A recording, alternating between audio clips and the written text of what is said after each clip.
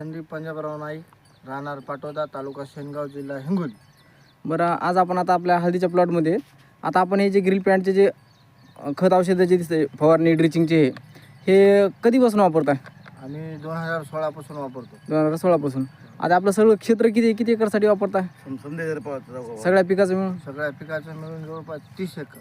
30 एकरसाठी वापरता. सोयाबीन, हळद, कापूस, झेंडू वगैरे सगळ्या पिकाला हो. वापरता. बरं बरं. ह्या वापरानं तुम्हाला काय अनुभव वाटतंय? याचे रिझल्ट चांगले आहेत. चांगले आहे ना? प्रीमियम, ग्रो, नायट्रोकिन हळदीसाठी चांगले आहेत. बरं. आता आपण प्रोम पोटॅश पण आणलेली त्यावर्षी, आणले. ते पण टाकलेलं आहे. हो, टाकले. बरं. कापूस पण आहे यांचा. आता कापसाला पण हे वापरलेलं आहे. कापसाकडे